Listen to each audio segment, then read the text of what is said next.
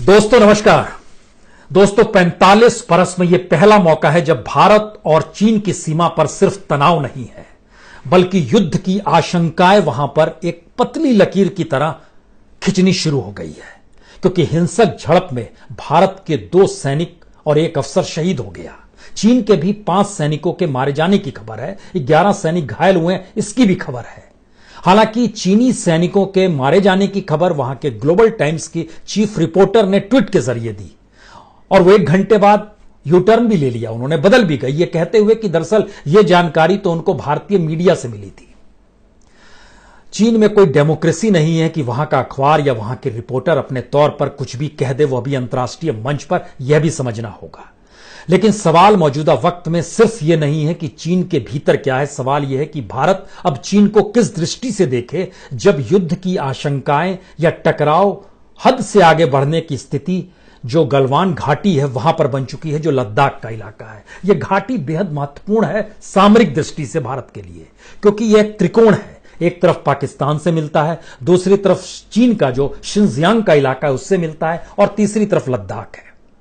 यह एक अक्साई चीन का हिस्सा आता है जो चीन मानकर चलता है कि उसके दायरे में वो आने वाले वक्त में जो कश्मीर का डिस्प्यूट अंतर्राष्ट्रीय मंच पर बार बार पाकिस्तान उठाते रहता है उसमें चीन भी शरीक हो जाए।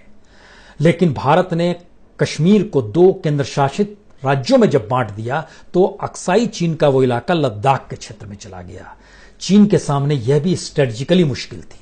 दूसरी मुश्किल है कि भारत उस इलाके में अब लगातार सड़क बना रहा है, इंफ्रास्ट्रक्चर डेवलप कर रहा है। श्योक नदी से दौलत बेग ओल्डी तक उसने सड़क भी बना ली है।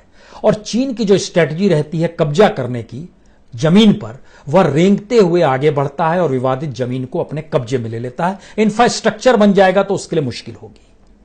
लेकिन जब हम सीमा का इन बातों का जिक्र करते हैं कि सीमा पर यह परिस्थिति बन रही है, तो उसके समानांतर यह भी समझना होगा कि चीन आर्थिक तौर पर जिस तरीके से अब भारत के चारों तरफ जो पड़ोसी देश हैं उनको आर्थिक तौर पर किस तरीके से गुलाम बना रहा है या अपना उपनिवेश बना रहा है या कर्ज के तले उनको इतना दबा दे रहा है कि आने वाले वक्त में वह भारत के खिलाफ ही जाएं।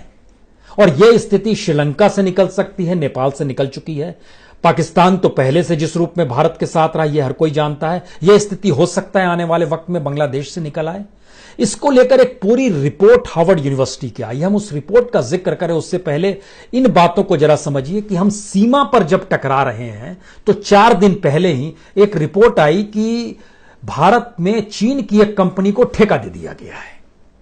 यह एक अजीबोगरीब स्थिति है कि चीन की कंपनी जो है, कंस्ट्रक्शन की कंपनी है, इसको ठेका दिया गया। Shanghai tunnel engineering company limited है। यह दिल्ली से मेरठ तक एक रीजनल रैपिड ट्रांजिशन सिस्टम बन रहा है। इसमें जो होता है कि अंडरग्राउंड वे में जो टनल्स बनाए जाते हैं उसमें अलग अलग हिस्से बांटे गए, और जो पहला टनल था वह दिल्ली से सटा हुआ जो इलाका है न्यू अशोकनगर, वहां से लेकर साहिबाबाद तक जो गाजियाबाद का इलाका आता है वहां तक एक टनल बनाना था। 5.6 किलोमीटर का यह पूरा का पूरा टनल है। इस टनल में बोलियां लगाने वाली 5 कंपनियां थी, लेकिन बोली सबसे कम बिड लगाई थी चीन की कंपनी ने, तो उसको दे दिया। यानी चीन की कंपनी भारत के भीतर इंफ्रास्ट्रक्चर में भी शामिल हो और चीन के साथ हम युद्ध की स्थिति सीमा पर भी रख के चीन के साथ व्यापारिक संबंध भी बनाएं और चीन के साथ हमारे सैनिक शहीद भी हो जाएं। 2014 के बाद से 2020 तक की स्थिति है कि 2014 में जो चीन का माल भारत आता था, जो एक्सपोर्ट होता था, वो 14% था टोटल इंपोर्ट का जो दुनिया से माल आता था, लेकिन वो बढ़ते बढ़ते 38% तक हो गया।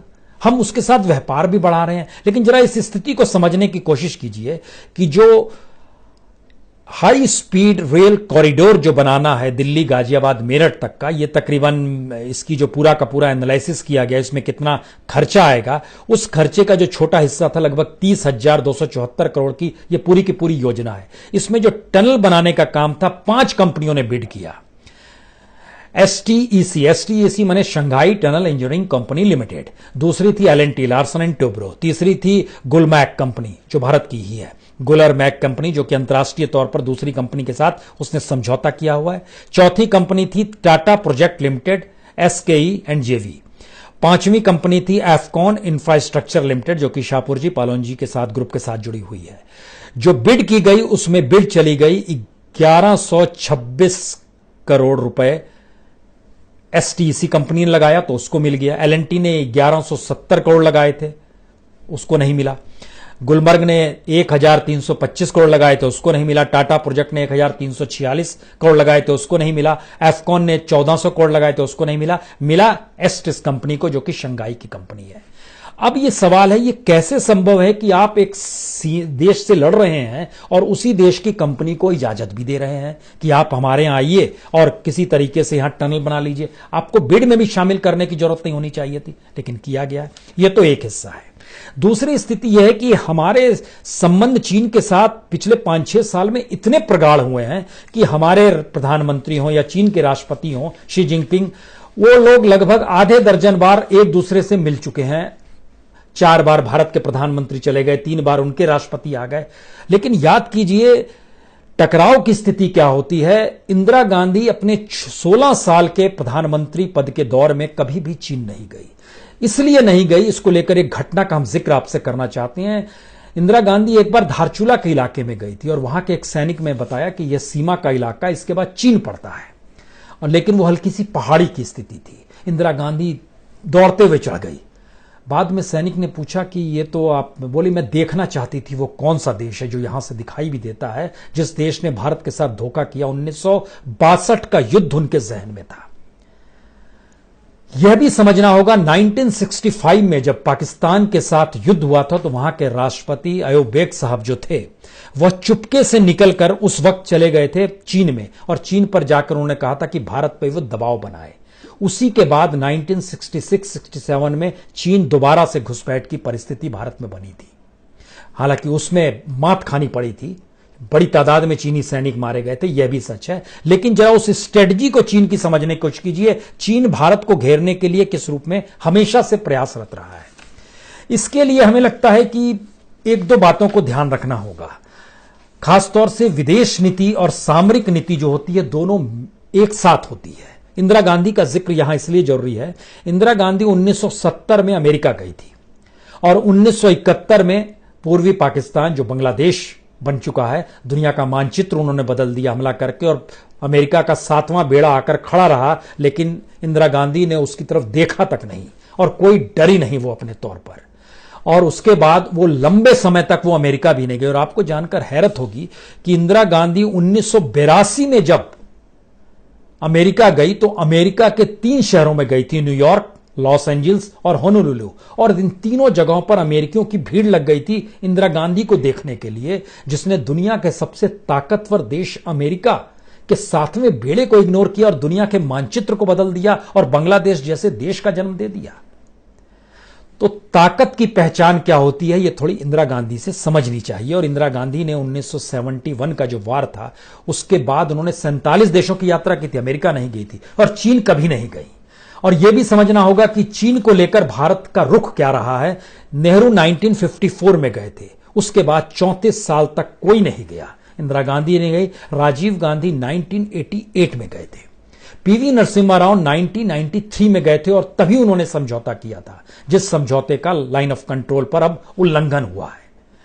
अटल बिहारी वाजपेयी 2003 में गए थे। उसके बाद हालांकि मनमोहन सिंह और नरेंद्र मोदी का सिलसिला चीन के साथ प्रगाढ़ होते चला गया। मनमोहन सिंह भी 2008 में गए, 2011 में गए, 2013 में गए। उसके बाद तो मौजूदा वक्त के प्रधानमंत्री 4 बार गए।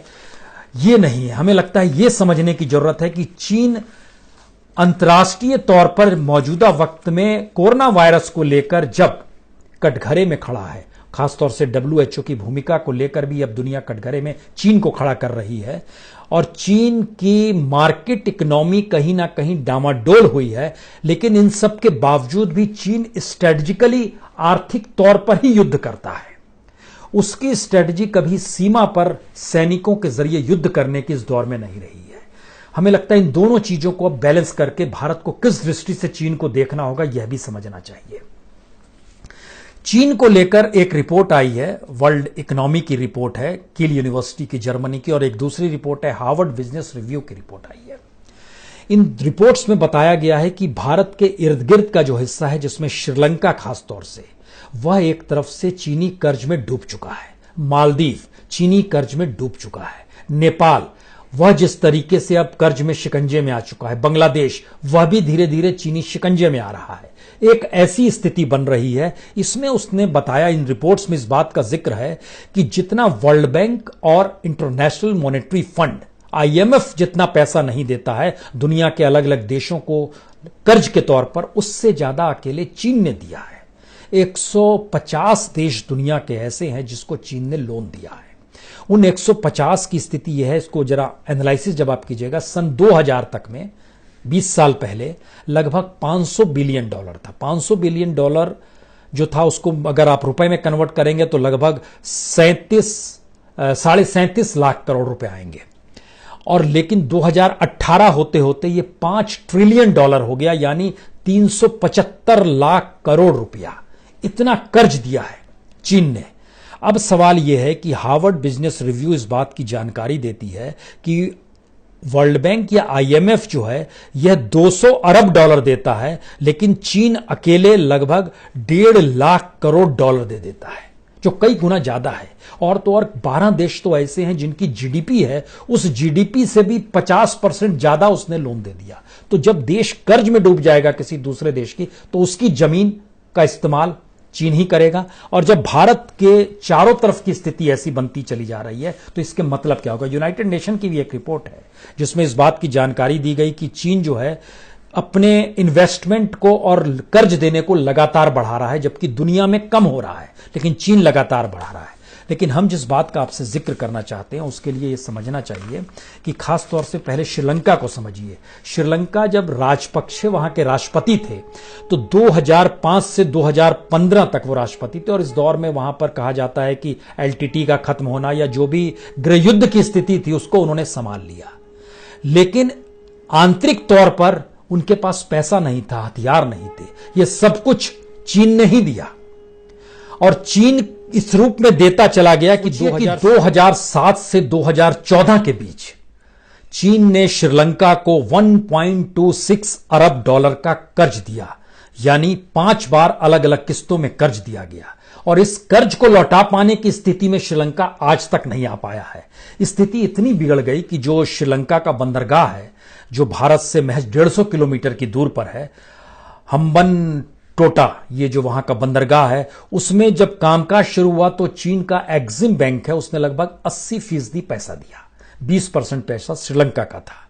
और चीन की सरकारी कंपनी थी हार्बर्ट इंजीनियरिंग नेवाया, उसने वहां पर काम करना शुरू किया। और स्थिति धीरे धीरे ये आ गई, कर्ज में इतना डूब गया कि इस बंदरगाह को, जो भारत से सामरिक दृष्टि से महज 150 किलोमीटर की दूरी पर है, 99 साल की लीज पर उसे चीन को देना पड़ गया है। न सिर्फ बंदरगाह बल्कि उसके अलावे 15,000 एकड़ जमीन भी इसने चीन को दे दी है। यानी इंफ्रास्ट्रक्चर के नाम पर चीन कैसे कब्जा, पहले कर्ज देगा और कैसे कब्जा करेगा, उसकी एक मिसाल श्रीलंका है। दूसरी मिसाल इन सब के बीच में आइएगा तो जो बेल्ट एंड रोड इनिशिएटिव चीन ने लिया है उसको भी समझिए, क्योंकि नेपाल ने यूं ही अपने आप को मानचित्र को सामने नहीं रख दिया, जिसमें भारत की जो जमीन है और भारत के जो 3 इलाके हैं जो उसने दिखला दिए हैं, यूं ही नहीं दिखलाए हैं। उसके पीछे भी कहीं ना कहीं चीन खड़ा है, क्योंकि चीन में कभी भी नेपाल में कभी भी चीन के राष्ट्रपति नहीं जाते थे। और लगभग 23 साल के बाद शी जिनपिंग पिछले साल अक्टूबर में पहुंचे, और वहां पहुंचकर उन्होंने 26 अरब नेपाली रुपए, भारतीय रुपए में तब्दील कीजिएगा तो तकरीबन 35 अरब रुपए उन्होंने तुरंत दे दिए। और उसके बाद जो प्रोजेक्ट रिपोर्ट है, जो बेल्ट एंड रोड इनिशिएटिव है, उसमें नेपाल को अपना साझीदार बना लिया। और जो रोड गुजरेगी वह हिमालय के उस रेंज से गुजरेगी जहां पर बिल्कुल नजदीक उत्तराखंड का इलाका होगा, हिमाचल का इलाका होगा, और एक लिहाज से कहें तो वो पूरा इलाका जो है बिहार और उत्तर प्रदेश की सीमा को छूते हुए जाएगा। वहां पर वो रोड बना रहा है। यह नेपाल की स्थिति है। कमोवेश यही समझौता उसने बांग्लादेश से किया है। बांग्लादेश भी इस प्रोजेक्ट के साथ जुड़ा है, और बांग्लादेश जिस प्रोजेक्ट की जिस सड़क पे काम कर रहा है वह कलकत्ता के नजदीक से गुजरती है, यानी सामरिक दृष्टि से वह भी नजदीक है। मालदीव की स्थिति सबसे बुरी है। और लेकिन यह भी समझिए, बांग्लादेश के साथ उसके संबंध किस तेजी से बढ़ रहे हैं। पिछले साल तक $10 अरब का कारोबार था, जो कि अगले बरस 2021 में टारगेट इलाके से चल रहे हैं वो लोग, जो कि बढ़कर लगभग दुगना हो जाएगा, $18 से $20 अरब का वो पहुंच जाएगा। मालदीव की स्थिति इसलिए बुरी है क्योंकि मालदीव की जो पूरी जीडीपी है, उस जीडीपी से भी 20 से 50% तक ज्यादा चीन ने उसको कर्ज दे दिया है। यानी हम लोग मालदीव में पानी पहुंचा देते हैं तो खुश हो जाते हैं, लेकिन स्थिति यह है, यह हार्वर्ड बिजनेस रिव्यू बतलाती है कि ना सिर्फ मालदीव का इलाका बल्कि खासतौर से अफ्रीकन कंट्रीज जो है, जिसमें जिबूती, टोंगा है, कांगो है, या फिर Kyrgyzstan, Cambodia, niger, Laos, Zambia, Mongolia, ये ऐसे देश हैं जहां पर चीन ने उसकी जीडीपी से भी 50% ज्यादा कर्ज दे दिया है। तो ये एक नए इकोनॉमिक उपनिवेश होते हैं। ये नए तरीके से चीन ने दुनिया पर कब्जा करने की परिस्थिति में ले आई है। यानी वह अंतर्राष्ट्रीय तौर पर, यानी वो अपने अंतर्राष्ट्रीय तौर पर इस तरीके से चीजों को आगे ले जाना चाहता है जिसके जरिए तमाम देश स्ट्रेटेजिकली उसके साथ आकर खड़े हो जाएं। भारत की सबसे बड़ी मुश्किल यह है कि भारत के इंफ्रास्ट्रक्चर में चीनी कंपनियों को ठेका मिल रहा है। भारत के साथ व्यापार जो हो रहा है एक्सपोर्ट इंपोर्ट का, उसमें चीन सबसे अव्वल नंबर पर अब भी है। सीमा पर सबसे ज्यादा तनाव की परिस्थितियां अगर बन रही है मौजूदा वक्त में, तो वो पाकिस्तान के साथ बन रही हो आपस के संबंध को लेकर, नेपाल के साथ बन रही हो, और चीन अपने तौर पर मौजूद है, तो सबके पीछे कहीं ना कहीं चीन ही खड़ा है। यानी ये दोनों देश अगर कर्जदार हैं, और पाकिस्तान की स्थिति तो इतनी बुरी हो चली है कि पाकिस्तान पैसा लौटाने की स्थिति में नहीं है, और उसके सामने जो सबसे बड़ी चुनौती यह है कि जिस इकोनॉमिक कॉरिडोर को पाकिस्तान बना रहा है, उसके बाद वो जितने कर्ज में डूब जाएगा पाकिस्तान, उसके बाद सवाल ही नहीं है कि इस कर्ज को वो लौटा पाने की स्थिति में भी आ पाए। यूनाइटेड नेशन की रिपोर्ट बताती है कि दुनिया के तमाम देशों ने इन्वेस्टमेंट जो होता था वो कम कर दिया है। अमेरिका ने कम कर दिया, नीचे आ गया, लेकिन दुनिया के तमाम देशों के इन्वेस्टमेंट में चीन के इन्वेस्टमेंट लगातार बढ़ रहा है। लगभग एवरेज जो है 5 से 10% उसका इन्वेस्टमेंट लगातार बढ़ते चला जाता है। हालांकि अमेरिका अभी भी नंबर 1 पर है दुनिया भर में इन्वेस्टमेंट करने पर, $252 अरब किया है उसने। चीन ने $139 अरब किया है। लेकिन यह भी समझना होगा, अमेरिका कम होते होते 350 से कम होते होते $252 अरब पे पहुंचा है, और चीन जो है $100 अरब से बढ़ते बढ़ते 139 तक पहुंचा इसी दौर में, और वो टारगेट करके चल रहा है। उसके बाद आइएगा तो हांगकांग के जरिए भी वही इन्वेस्टमेंट करा रहा है। $116 अरब का इन्वेस्टमेंट हांगकांग ने किया है। फिर सिंगापुर का नंबर आता है $78 अरब, इंडिया का नंबर आता है $42 अरब। लेकिन जब इन स्थिति में बात आती है तो चीन अपने तौर पर किसी कर्ज में नहीं डूबा हुआ है, यह भी समझना होगा। लेकिन भारत कर्ज में भी डूबा हुआ है। भारत के ऊपर चीन का कोई कर्ज नहीं है, लेकिन भारत के ऊपर जो कुल कर्ज है, विदेशी पैसे का जो कर्ज होता है, भारत के ऊपर लगातार विदेशी कर्ज भी बढ़ा है, यह भी सोचिए। क्योंकि भारत के ऊपर जो कर्ज था, मार्च 2018 में कर्ज था $529.3 बिलियन, जो कि मार्च एक साल के बाद 2019 में यह बढ़कर $543 बिलियन हो गया, यानी $13.7 बिलियन बढ़ गया।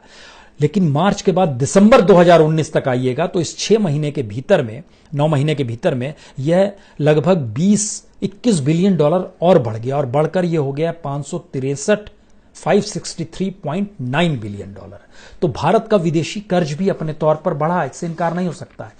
अब सवाल यह है कि भारत की इकोनॉमी के समानांतर चीन की इकोनॉमी, भारत की सेना के समानांतर चीन की सेना, भारत के भीतर इन्वेस्टमेंट को लेकर और भारत का इन्वेस्टमेंट चीन को लेकर, दोनों के भीतर में भी मिसमैच है।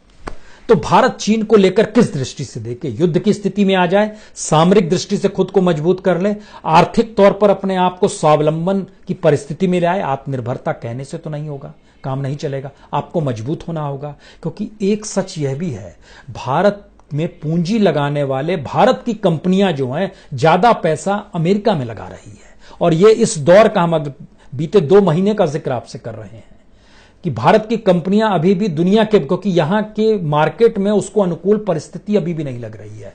तो हमें पहले अपने आप को समझना है।